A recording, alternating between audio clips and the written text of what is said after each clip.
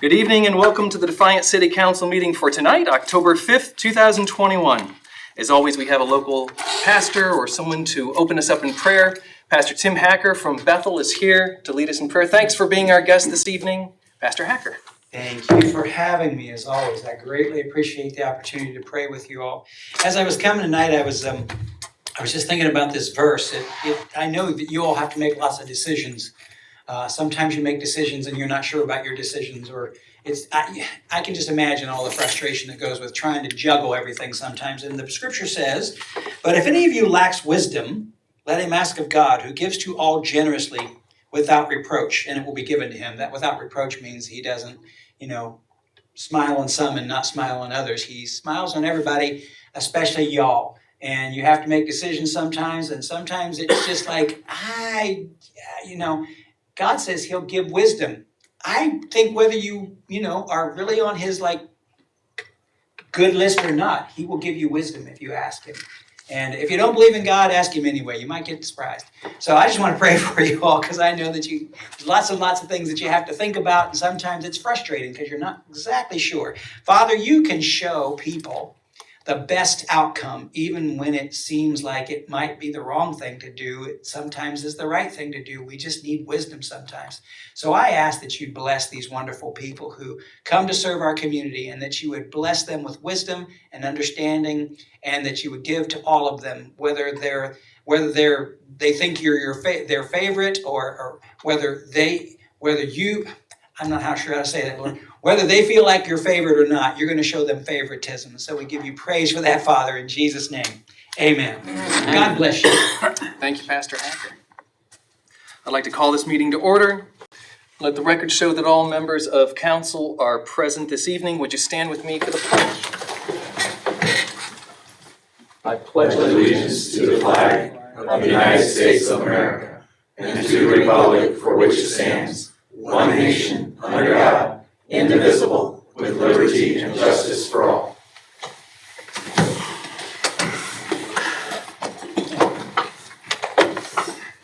I'll review the index minutes for the City Council meeting for September 28th, 2021. Does anyone have a motion to correct or amend the index minutes as written?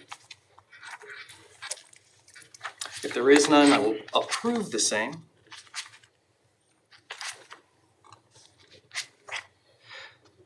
Do we have any liaison meeting reports or requests? Without any, do we have any comments from council before we get down to business? Mr. Engel. I have a couple things. Toledo had us some property at Cleveland Avenue and Arizville Avenue right there. Those weeds are probably 3 feet high. I've reported it, and I know some other people have reported it. I'd like to have us take care of that somehow, or put a nuisance sign there. And also Dollar General at Cleveland and Ottawa is in the same condition.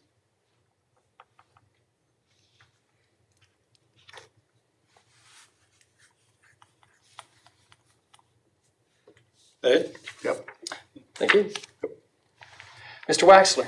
And I brought up a couple weeks ago about that property on Ross Street that had the windows boarded up. Had people living in. I was worried about the kids living in the facility all boarded up. And you said they had several citations and they were addressing it, but I haven't seen anything done there. I just wonder what's going on with that. They received, what I know, and jump in anytime, Mr. O'Donnell, but they received a letter, 12 zoning code violations. Now they have a window of time, Mr. Waxler, to fix those. I'll go back and check the letter and see if that time has passed. I think we also found that, I was told, no, you had said, I think at that time, that you were concerned about people living there. Yeah, there was kids going in and out of there. I don't think that's not occupied as we know it. It's not, nobody's living there. Okay, so it could have been kids in there. Yeah, there was 3-4 kids going in and out that front door on the left side all the time, so. Yep. Okay. But we will follow up, Mr. Waxler. So if nobody's living there, what do we do about the way the place looks then? Is that part of the? Well, if it's not secure, they're gonna need to secure it so those kids can't go in and out like you're explaining. I mean, kids will be kids. I understand that. But that's what they'll need to do is secure it. Are they keeping it mowed? Yeah, well, some. Okay. They're required to board it up for vermin and things like that that can go in as well, so. just not the windows, but the site itself. And we have requirements to, obviously, to notify the property owner, follow due process, and meet those requirements. I just wondered, if there was kids in there is what really concerned I me. think a letter went out that next day, Mr. Yeah. Waxler, so if I that's, knew you'd call me. if that was 3 weeks ago, Yeah. and so it's been 21 days or thereabouts, yeah. To go along with what Mr. Waxler says, I think we talked about this property probably a good year ago, that we've had trouble with that being boarded up and windows out and all that, but You're speaking the same property? same property. I think Okay. we talked about that about a year ago. I know that down the road we did the trailer that used to be there, but that's gone. But I think the same property, because I went by there the other day and Okay. they just all boarded out, Yeah. windows are knocked Yeah. out. Mr. Resty? That brings up another point. To secure a piece of property that's basically abandoned, they board up the windows or the doors so that people don't get access to it. How long can it be that way before they're told that they have to do something with that property?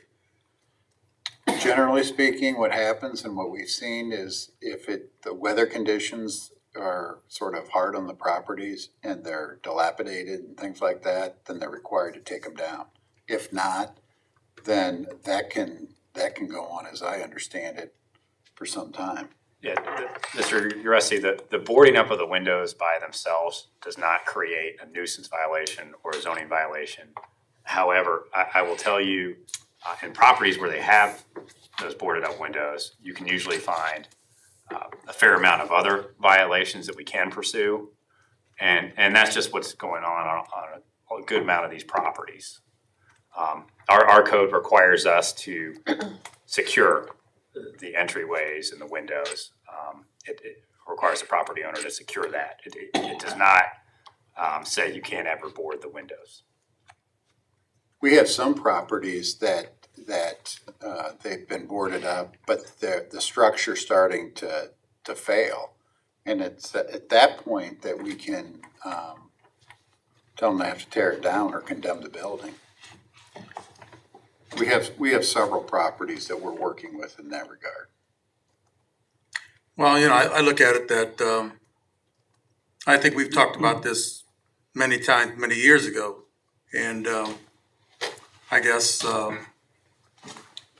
if we're going to be starting to board up windows and doors and so on and so forth, I guess, what is it that we want for our community? And that's why I asked, what is a timeline? If there's no timeline, then is there a complaint?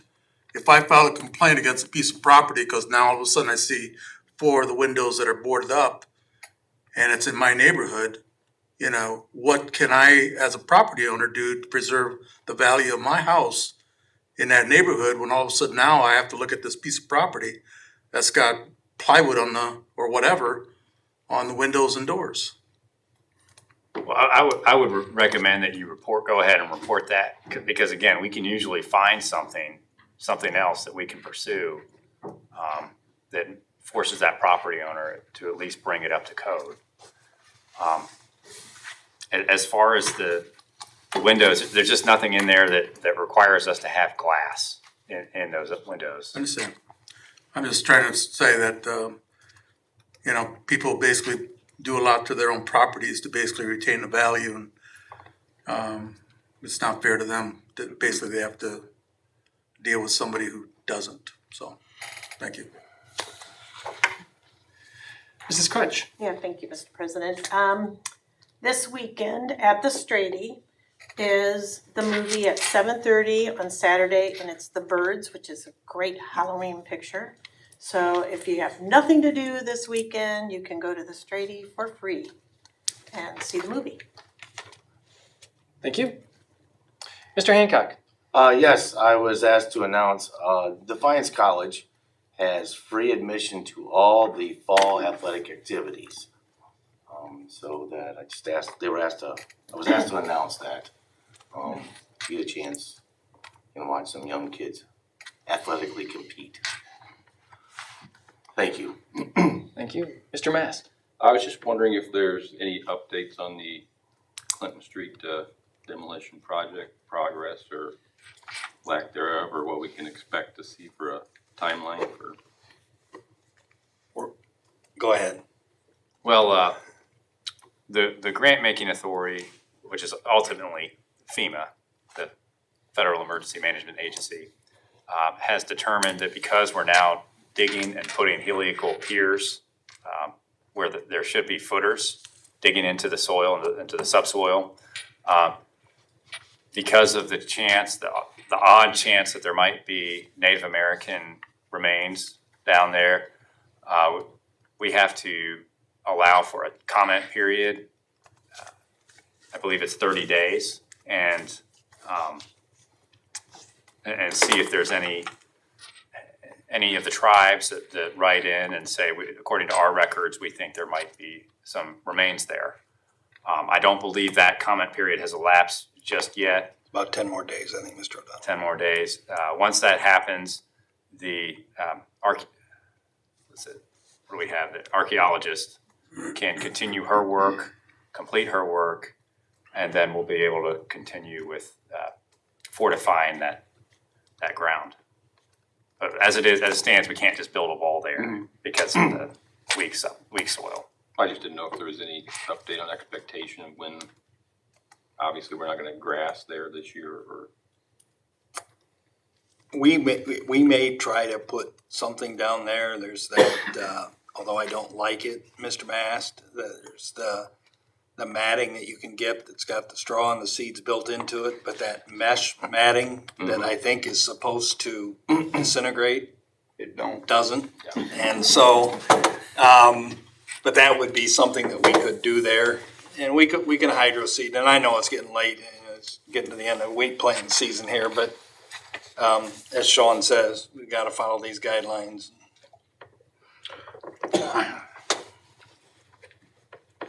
Thank you. Do we have any other comments from council before we move on? All right. I just have two things on my desk. On October 25th, the Defiance Chamber and the Crescent News look to be hosting a Meet the Candidates. The candidates who are currently running for city council and for city council president, they want to host us so that we can answer questions, get to meet people. It's to the date and time, the time and place are to be determined, but keep your eyes open, keep your ears open for that announcement. And we can thank Mr. Lumberg for bringing it to my attention. This was not my attentiveness, it was yours, thank you. And number two, I received a phone call just today. It was a citizen thanking us for considering the cemetery rate increase. We'll be discussing this in a few minutes, but she asked me to speak it during my time. That she said that she was in favor of the rate increases and thanked us for taking it to 3 readings, and that she said that she and like-minded individuals liked that we were taking it so that they could discuss it and have some input. But that's what's on my desk. Mayor McCann. Thank you, Mr. President. DJ Z-Dyke earlier today emailed all of you and all of us here on leaf pickup. His intention to start leaf pickup, and they're actually working on some right now. Different guys out working with the new trucks and the joystick and all of that, but officially start a week from today, next Tuesday. And that schedule will be in the Crescent News, it will be on our website, and it will be available to anyone. We're gonna try and do a majority of the leaf pickup with the new vac trucks. They are very efficient, as we've discussed on many occasions, and we would like to, it also helps limit the manpower that's needed for leaf pickup. There may, if we get behind or we get frozen piles of leaves or whatever may be in front of us here yet this fall and early winter, we'll deal with that as it comes along. But I will say in some of the neighborhoods, when we're working in those neighborhoods, it would be very helpful if people could find some place to park other than on the street so that the truck can just go along and pick up the leaves. Otherwise, if there's a vehicle parked there, we have to manually rake the leaves out from behind the vehicle and do it that way. So that something we asked for last year. We got some cooperation, and some cooperation is better than no cooperation. And that was helpful, but we'll send Nixle alerts out as well to keep people apprised of what's going on. I mentioned to DJ that the biggest concern that I hear from folks is when we get ahead of schedule. That is, we finish an area at noon, 1 o'clock in the afternoon, so they move into the next day's section. And the folks come home and say, they already picked up my leaves and I was gonna rake tonight. Go ahead and rake tonight, because we will go back through that same area in the anticipation that may well have happened. So that would be the schedule. There'll be information flowing out again through the newspaper, through our website, and through Nixle alerts. We'll try and keep people apprised of what's up. Thank you. That's all I have. Thank you, Mayor McCann.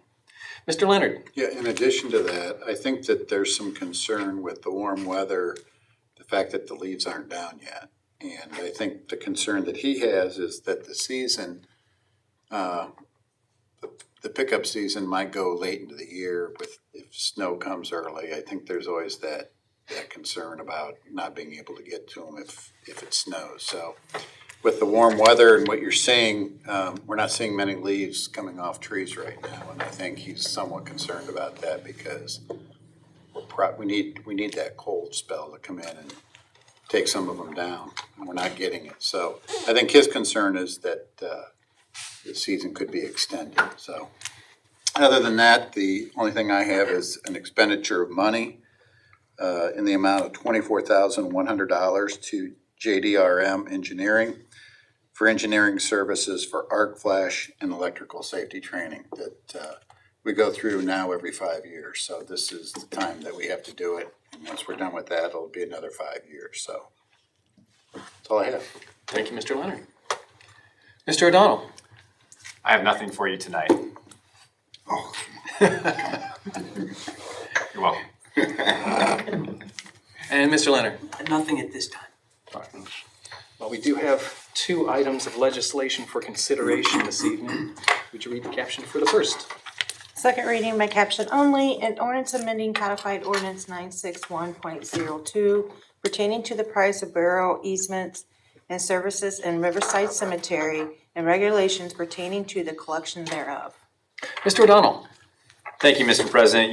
You had cited a concerned resident, and I believe her exact words were cemetery raises. And we prefer to call them cemetery, modernizing our cemetery rates. And the reason is the last increase was, I believe, 2010, a little over 10 years ago.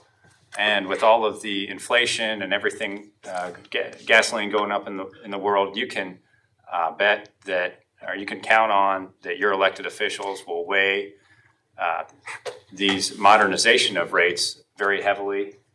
And if it's your desire still to have all 3 readings for this bill, my recommendation to you is to make a motion to let consideration of this matter lay. Thank you. Mr. Corbett. I'll make a motion to let it lay, sir. We have a motion to let lay. Second, Mrs. Crutch. All in favor of letting this issue lay for this evening, say aye. Aye. All those opposed? All right, we'll let this one lay until next time. First reading by caption only, an ordinance providing for the composition of a part-time firefighters. Mr. Leonard. Yes, thank you. We were approached by the leadership of the fire department to address wages for part-time firefighters. The last time we adjusted rates for part-time was, I believe, 2015. I believe those wages at the time were in the area of $12.50 an hour. And the recommendation was to increase the rates for a basic to $14.66 and change per hour, and for a paramedic to $15.75 and change per hour. Those dollar amounts correspond to entry-level firefighter and paramedics currently minus $1. So it's $1 less than the current wage for a full-time firefighter and paramedic. And the request was that that be maintained going forward so that as contracts with the fire department change and those wages increase or change, that the part-time firefighters would automatically move in conjunction, always $1 an hour less. And that's what this ordinance proposes to do, and the administration supports it. Thank you. Do we have questions for Mr. Leonard? Mr. Engel? The part-time firefighters that you're talking about, are these the ones that we basically hired part-time like, what, 2 years, 3 years ago? Where No, we hired 6 of them? Well, it would That's not what he's talking about. be the folks that we used to call auxiliary. Okay. We've done away with that terminology, and now they're part-time firefighters and paramedics. There's a few on the roster now. We're hoping to entice more to be hired, and they serve to backfill the station during calls. They're extra manpower. It gets harder and harder to bring full-time people who are off back into the station for various reasons, and the hope is that this new wage will entice some more participation from the part-time staff. Mrs. Crutch? Is this a fairly fair rate according to surrounding areas?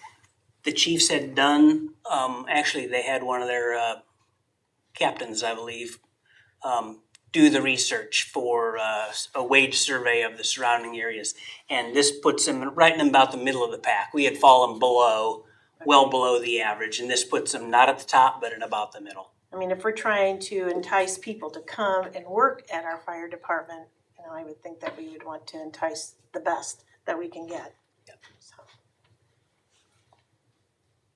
Thank you. Mr. Waxler? yeah, I've done this job and I've done everything besides a paramedic, and that is not a lot of money for what these guys do, just so everybody understands that. I mean, they're out day and night, all hours of the day and night, all weather. I think it's a great thing, and no further questions, motion to suspend and call. Second. We have no other questions. We have a motion to suspend and call. Second. We have a second, Mr. Corbett? Mr. Rusty? Yes. Mr. Mass? Mr. Wexler? Yes. Mrs. Crutch? Yes. Mr. Engel? Yes. Mr. Corbett? Yes. And Mr. Hancock? Yes. And we have a Motion to adopt. motion to adopt. Second. Second, Mr. Mast? Mr. Mass? Yes. Mr. Wexler? Yes. Mrs. Crutch? Yes. Mr. Engel? Yes. Mr. Corbett? Yes. Mr. Hancock? Yes. And Mr. Rusty? Yes. Right. And this ordinance is adopted. With the issues of legislation this evening addressed, we do have a time, and with no executive sessions to keep in mind, we have time for citizens' concerns. Are there any citizens who would like to address council with any concerns they may have brought with them?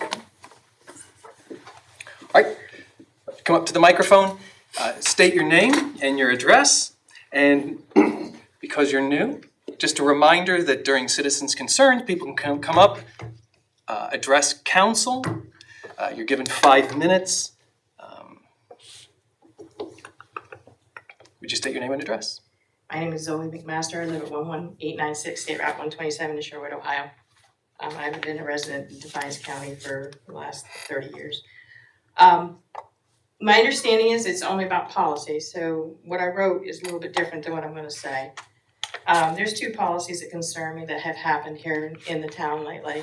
The one was I'm under the understanding that some of the police officers barred people from going into a school district meeting because they weren't wearing a mask, even though they had an exemption for the mask. Now, it's my understanding that our civil rights allow us to have exemptions for masking and that they should have been allowed into the meeting because the open meeting laws say that nobody that's disabled should be barred.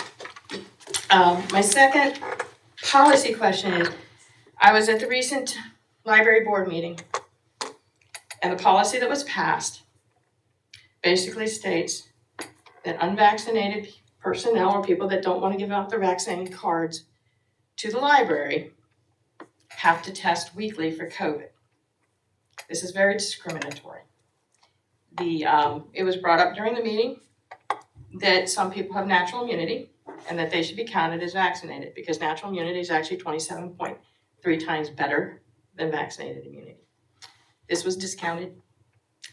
It is also said, because there are so many breakthrough cases nowadays, that if they're gonna test unvaccinated people weekly, they should test vaccinated people weekly. This was also discounted. The main thought process in making this policy is to give a bonus to the vaccinated people by giving them an extra day off and punishing the unvaccinated people by making them test weekly. Now, these tests are only under EUAs, so they aren't even authorized. There is no fact sheet in the testings, so you don't even know what's on them. You don't know if it's gonna harm you. What harm can come to somebody if they're swabbing their nose with something that might contain ethylene oxide every week? Do you know what's gonna happen? Has there been any long-term testing on that? I mean, why should somebody have to do that? Now, they told her, when I asked, I said, what are you gonna do if they do refuse to test? Because they have a right to refuse to test. Under the FDA, if anything's under an EUA, they have a right to refuse to test. She said that they would have 5 days off without pay, and then they would figure out what was going to happen to them. Now, to me, this is coercion. You can't tell somebody that they have to take a test under fear of losing your pay for 5 days and under the ultimate threat of eventually losing your job. So I just wanted to bring that to your attention because the doors were locked during the meeting, which is a violation of the open max rule. So it's basically, to me, it seemed like they were trying to keep this under wraps. She didn't even, nope, sorry, I won't go there. But anyways, I just wanted to let you know that I don't think it's right that unvaccinated people should be coerced to take a test every week. There are other ways to do it. You can have your antibodies tested. They threw that out because they said it's too hard. Well, so you're gonna just make somebody put something up their nose every week. How is that right? I don't understand. And because I was told that you guys are the appointing authority for the library by a library management person. If that's not true, then I'm sorry I even wasted your time. But that's what the management told me when I asked, was that you guys are the appointing authority. And I think that there should be sanctions against them for passing that rule because it's discrimination against the unvaccinated. The tone of the meeting was a hatred towards the unvaccinated, and it was untenable. And I was very offended. I'm unvaccinated. I also have immunity. So why should I be treated any different than anybody else? Why should I even have to come up here and tell you that? Why is that even a thing? Why does somebody have the right to ask you what your medical status is? They totally discounted the fact that people have medical reasons not to get vaccinated. They have religious reasons not to get vaccinated. Just because you have a medical or religious reason not to get vaccinated doesn't mean you get to be punished for not being vaccinated. It's not right. So I thank you for your time. I just wish you would I have a whole written statement if anybody really wants to read it as to what actually happened anybody. All right. Thanks for being our guest. You're welcome. You have a good day. Do we have any other citizens' concerns before we adjourn for this evening? Without any, do we have a motion to adjourn for tonight? Second. Motion, Mr. Corbett. Second, Mr. Hancock. All those in favor of adjourning for this evening, say aye. Aye. Hi. All those opposed? All right, we're adjourned for tonight. Thanks.